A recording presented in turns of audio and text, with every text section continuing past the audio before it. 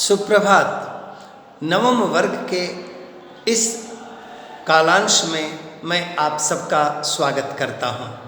तो यह पाठ पर्यावरणम के साथ मैं आप लोगों के सम्मुख उपस्थित हूँ।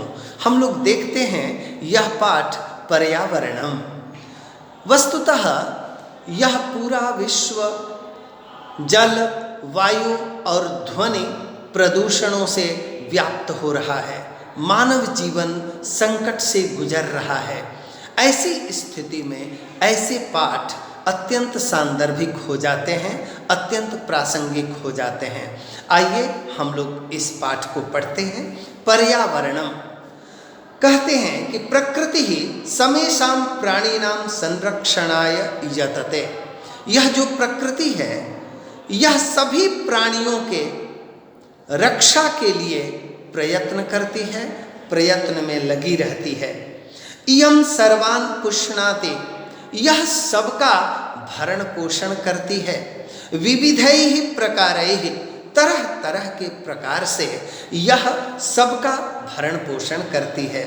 तर्पयति च, और संतुष्ट करती है। सुख साधनैः, तरह तरह के सुख साधनों से यह उन्हें संतुष्ट भी करती है, सभी प्राणियों को। पृथ्वी जलम तेजो वायु आकाशश्च अस्याः प्रमुखानि तत्वानि। पृथ्वी जल तेजः अर्थात अग्नि, वायु हवा, आकाशश्च और आकाश, ये जो 5 तत्व हैं, अस्याः इनका, इसका, किसका, किसकी, प्रकृति का, प्रकृति के ये 5 प्रमुखानि तत्वानि, प्रमुख तत्व हैं। तानि एव, तानि एव, तानि जोड़ एव, तानि एव, उसको ही, उनको ही मिलित्वा, मिलकर, पृथक्तया, अलग से, वा अथवा अस्माकं पर्यावरणं रचयन्ति। तानि एव मिलित्वा, वे ही 5 तत्व मिलकर अलग से पर्यावरण का निर्माण करते हैं। आव्रियते लोकः, एक बार टेक्स्ट पढ़ लेते हैं कि आव्रियते परितः समन्तात् लोको, लोको अनेन इति पर्यावरणम। आव्रियते, आवृत कर लिया जाता है, ढक लिया जाता है। परितः समन्तात्, चारों ओर से। लोकः, यह संसार, यह संसार चारों ओर से समग्रतया ढक लिया जाता है, आवृत कर लिया जाता है। अनेन इति, जिसके द्वारा, अनेन इति, इसके द्वारा, तो वही पर्यावरणम, यह पर्यावरण है। पर्यावरण क्या है भाई? तो जिसके द्वारा यह पूरा संसार ढक लिया जाता है, आवृत है यह पूरा संसार, तो उसे ही हम पर्यावरण कहते हैं।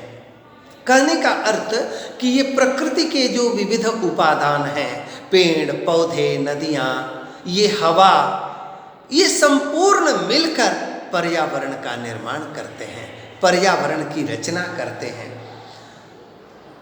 तो यथा, जिस प्रकार अजात शिशु, जन्म नहीं लिया हुआ बच्चा, मातृगर्भे, माँ के गर्भ में, सुरक्षित तिष्ठति, सुरक्षित रूप से रहता है। जिस प्रकार माँ के गर्भ में जन्म नहीं लेने वाला बच्चा, अर्थात जिस बच्चे का जन्म नहीं अभी हुआ, वह बच्चा माँ के गर्भ में जिस तरह सुरक्षित रहता है, तथैव मानवः पर्यावरण कुक्षौ, वैसे ही पर्यावरण के गर्भ में, पर्यावरण के कुक्षि में, पर्यावरण की कोख में, पर्यावरण के गर्भ में सुरक्षित रहता है मनुष्य। परिष्कृतं प्रदूषण रहितं च पर्यावरणं, परिष्कृत, साफ और प्रदूषण रहित पर्यावरण अस्मभ्यम, हमें, सांसारिकम जीवन सुखम, सांसारिक जीवन के सुख को, सद्विचारम, अच्छे विचार को, सत्य संकल्पम, और सत्य संकल्प को, अच्छी प्रतिज्ञा को, अच्छे मन को, मांगलिक सामग्रींच, और मंगल करने वाली संपूर्ण सामग्रियों को प्रददाति देता है। प्रकृति कोपैहि आतंकितो जनः, प्रकृति के क्रोध से डरा हुआ यह मनुष्य किम कर्तुम प्रभवति, क्या करने के लिए प्रयत्न करता है, क्या कर सकता है। जलप्लावनैः, बाढ़ से, अग्निभयैः, अग्निदाह से, भूकंपैः, भूकंप से, वात्याचक्रैः, तूफानों से, सुनामी इत्यादि से, उल्कापातादिभिश्च, उल्कापात इत्यादि से। उल्कापात कभी कभी हम देखते हैं कि आकाश से अग्नि की ज्वालाएं पृथ्वी पर पड़ती हुई सी दिखती हैं, उसे ही उल्कापात कहते हैं। तो ऐसे उल्कापात से संतप्तस्य मानवस्य क्व मंगलम, डरे हुए संतप्त दुखी मनुष्य का मंगल कहाँ है, शुभ कहाँ है, कल्याण कहाँ है। अतएव प्रकृति ही अस्माभिः रक्षणीया, इसीलिए हमें प्रकृति की रक्षा करनी चाहिए। प्रकृति रक्षा करने योग्य है। प्रकृति वही, यह पृथ्वी, यह पूरे पेड़ पौधे, नदी तालाब इत्यादि सभी रक्षा करने योग्य हैं। तेन च, और जिससे पर्यावरणम रक्षितम भविष्यति, और जिससे यह पर्यावरण सुरक्षित होगा। प्राचीन काले लोक मंगलाशंसिनः ऋषयः, प्राचीन काल में लोक मंगल की कामना करने वाले ऋषयः, ऋषि वने, वन में निवसन्ति स्म, रहते थे। यतो ही, यतः जुड़ ही, यतो ही बहुत इंपॉर्टेंट संधि विच्छेद, यतः जुड़ ही, यतो ही, क्योंकि, क्योंकि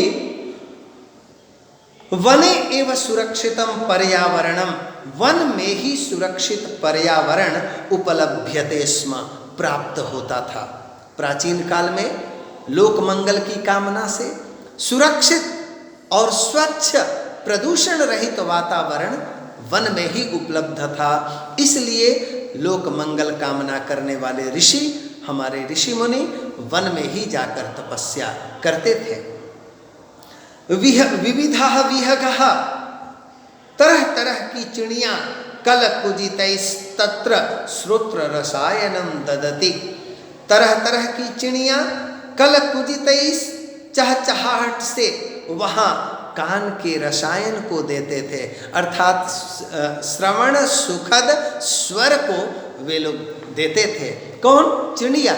चिड़ियों की चहचहाहट से जैसे लगता था कि कानों को अमृत रसायन प्राप्त हो गया है।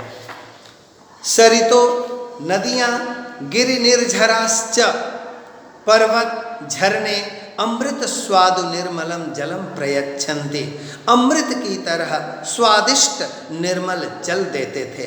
वृक्षः लताश्च, पेड़ और लताएं, फलानि पुष्पाणि, फल और फूल, ईंधन काष्ठानि च, और ईंधन के रूप में जो लकड़ियों का प्रयोग होता था वह बाहुल्येन, अधिकता से, प्रचुर मात्रा में, समुपहरन्ति, उपहार स्वरूप देते थे। कौन? वन, पेड़ पौधे, लताएं। शीतल मंद सुगंध वन पवनः, वन की शीतल मंद सुगंध हवा औषध कल्पम प्राणवायु वितरन्ति, दवा की तरह प्राणवायु को देते थे।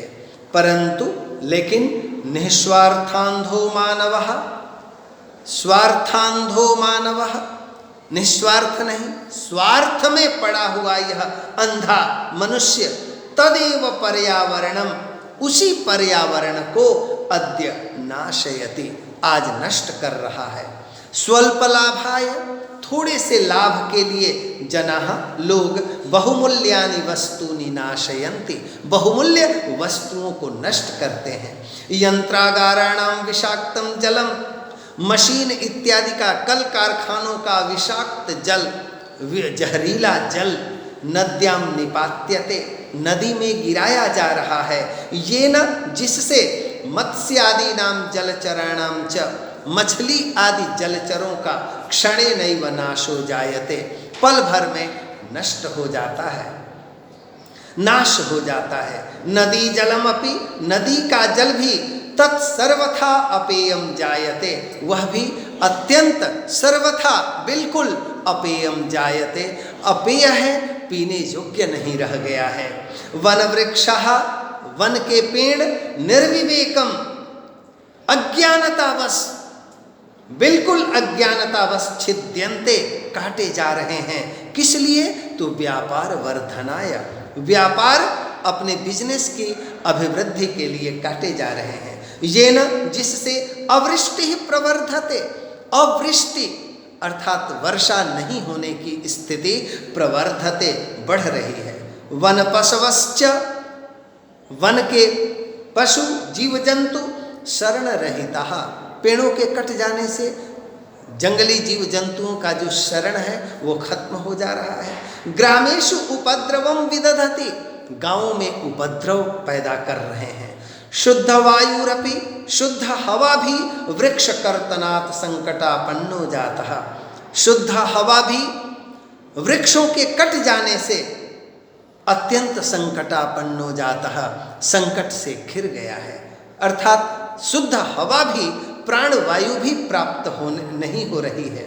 एवं ही इस प्रकार ही निश्चय ही स्वार्थांधमानवैहि, स्वार्थ में अपना ही केवल हित देखने वाले इस मनुष्यों के द्वारा विकृतिम उपगता प्रकृति ही, प्रकृति में विकृति उत्पन्न हो गई है, दोष उत्पन्न हो गया है, इसलिए तेषाम विनाश कर्तृ संजाता, इसीलिए ये प्रकृति उनके विनाश कर्तृ, विनाश करने वाली हो गई है। मनुष्यों का विनाश इसी प्रकार हो रहा है। प्रकृति रेव, प्रकृति ही जोड़ एवं,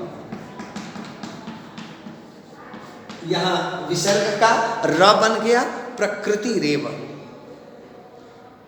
तेषाम विनाश कर्तृ संजाता, मनुष्यों के विनाश करने वाली हो गई है। पर्यावरणे विकृतिम उपगते, पर्यावरण में इस प्रकार विकृति उत्पन्न हो जाने पर, दोष उत्पन्न हो जाने पर जायन्ते विविधा रोगाः, तरह तरह के रोग उत्पन्न हो रहे हैं। आजकल हम लोग कोरोना संकट से जूझ रहे हैं, इससे पहले इसके बाद और इस प्रकार की आदि व्याधि इत्यादि न हो, इसके लिए तो हम लोगों को पर्यावरण की शुद्धता पर ध्यान देना ही होगा। और कहते हैं भीषण समस्याश्च, भीषण भयानक समस्या उत्पन्न हो रही है। तत्सर्वम इदानीम चिंतनीयम, वो सब इस समय सोचने योग्य है। प्रतिभाति, ऐसा प्रतीत होता है कि अब हम लोगों को पर्यावरण की शुद्धता, ये वन्य जीव जंतु, वन्य संपदा, इस सब के विषय में अब चिंतन करने का समय आ गया है। यदि हम लोग अब भी नहीं सोचते, नहीं चिंतन करते, तो आने वाला पल, आने वाला क्षण, आने वाला एक एक पल अत्यंत भयानक होगा।